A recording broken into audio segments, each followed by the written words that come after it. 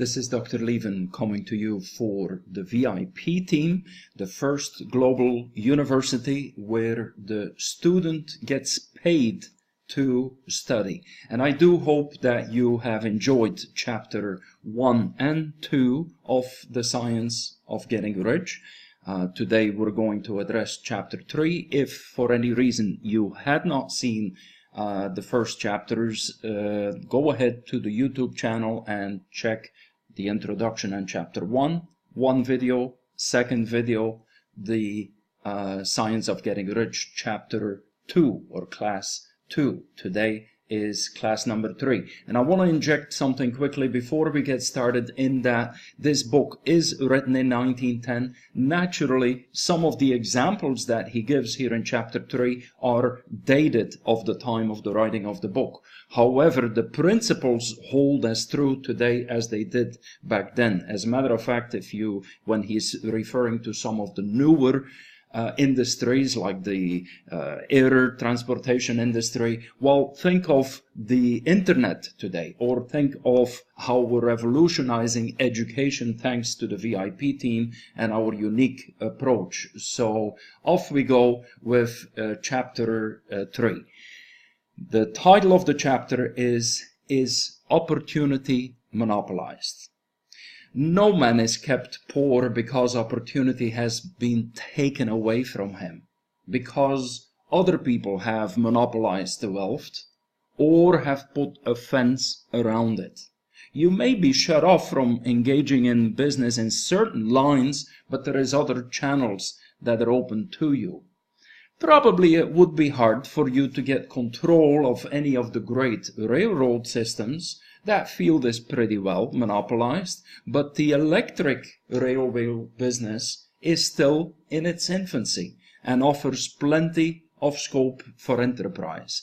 And it will be but a very few years until traffic and transportation through the air will become a great industry.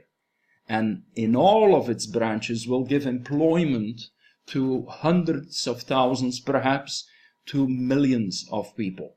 I want to interject here for a moment. Side note, look at the airline industry, how correct he was in foreseeing that would be one of the next great industries, as we can foresee right now that the internet obviously is the next great industry.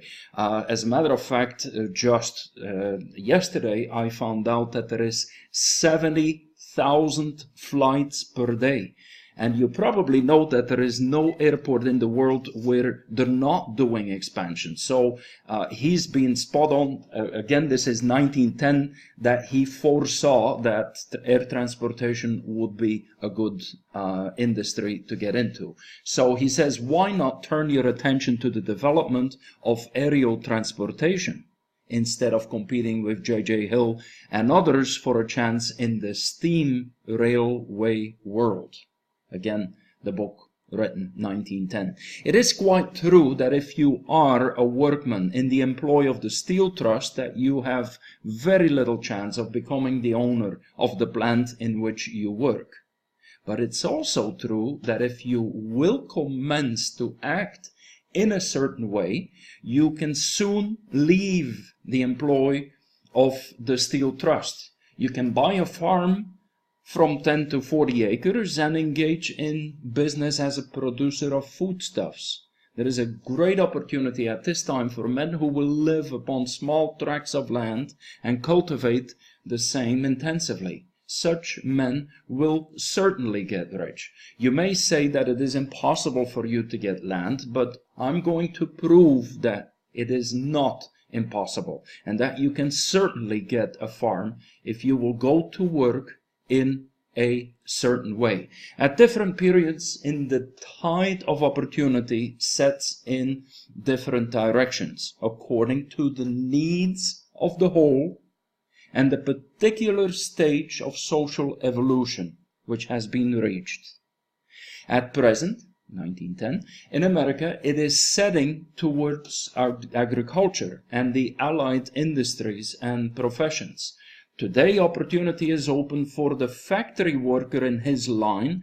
It is open for the businessman who supplies the farmer more than for the one who supplies the factory worker, and for the professional man who waits upon the farmer more than the one who serves the working class.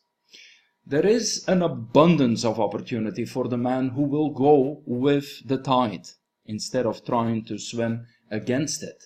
So the factory workers, either as individuals or as a class, are not deprived of opportunity. The workers are not being kept down by their masters. They're not being ground by the trusts and combinations of capital. As a class, they are where they are because they do not do things in a certain way. If the workers of America chose to do so, they would follow the examples, as for instance, of their brothers in Belgium and other countries, and establish great department stores and cooperative industries. They could elect men of their own class to office and pass laws favoring the development of such cooperative industries. And in a few years, they could take peaceable possession of the industrial field. The working class may become the master class whenever they will begin to do things in a certain way. The law of wealth is the same for them as it is for all others. This they must learn, and they will remain where they are as long as they continue to do as they do. The individual worker, however, is not held down by the ignorance of the mental slothfulness of his class. He can individually follow the tide of opportunity to riches, and this book will tell him how. No one is kept in poverty by the shortness in the supply of riches. There is more than enough for all. A palace as large as the Capitol at Washington might be built for every family on earth from the building material in the United States alone. And under intensive cultivation, this country would produce wool, cotton, linen, and silk enough to clothe each person in the world finer than Solomon was arrayed in all his glory, together with food enough to feed them all luxuriously. So the visible supply is practically inexhaustible, and the invisible supply is really inexhaustible. Everything you see on earth is made from one original substance, out of which all things proceed. New forms are constantly being made, and older ones are dissolving, but all are shapes assumed by one thing, and there is no limit to the supply of formless stuff, of original substance. The universe is made out of it. It was not all used in the making of the universe. The spaces in and through and between the forms of the visible universe are permeated and filled with the original substance, the formless stuff, the raw material of all things. 10,000 times as much has been made, might still be made, and even then we should not have exhausted the supply of universal raw material. No man therefore is poor because nature is poor, or because there is not enough to go around. Nature is inexhaustible, an inexhaustible storehouse of riches. The supply will never run short. Original substance is alive with creative energy and is constantly producing more forms. When the supply of building material is exhausted, more will be supplied. When the soil is exhausted, so that foodstuffs and materials for clothing will no longer grow upon it, it will be renewed and more soil will be made. When all the gold and silver has been dug from the earth, if man still is in such a stage of social development that there is need for gold and silver, more will be produced from the formless. The formless stuff responds to the needs of man. It will not let him be without any good thing.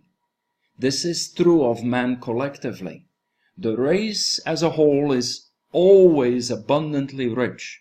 And if individuals are poor, it is because they do not follow the certain way of doing things, which makes the individual man rich. The formless stuff is intelligent. It is the stuff which thinks. It is alive. It is always impelled toward more life. It is the natural and inherent impulse of life to seek, to live more. It is the nature of intelligence to enlarge itself and of consciousness to seek to extend its boundaries and find fuller expression.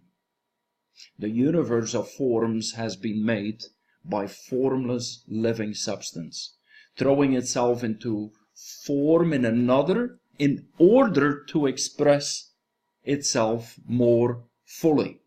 The universe is a great living presence, always moving inherently towards more life and fuller functioning. Nature is formed for the advancement of life. Its impelling motive is to increase life. For this cause, everything which can possibly minister to life is bountifully provided. There can be no lack unless God is to contradict himself and nullify his own words. You are not kept poor by the lack in the supply of riches. It is a fact which I shall demonstrate a little further, and that even the resources of formless supply are at the command of the man or woman who will act and think in a certain way. And that completes chapter 3. Chapter 4 is going to be the first principle in the science of getting rich. The Science of Getting Rich, written by Wallace Waddell way back in 1910. And I hope today you have seen how powerfully his truths and principles hold today. I would urge you, since we are the first university where the student gets paid, if you're wondering, how could I be paid? Where is the money coming from? Go ahead, look for that video on our YouTube channel. Subscribe to the YouTube channel. Do join us on Skype and on Facebook. If you haven't signed up for a free account with the VIP team yet, go ahead and do so. That way you can explore everything from the inside. And come to the Skype group or Facebook group to ask us questions so that we can give you insight on how everything works. I thank you for permitting me to share chapter 3 of the Science of Getting Rich, on your way to become wealthy and healthy. Thank you.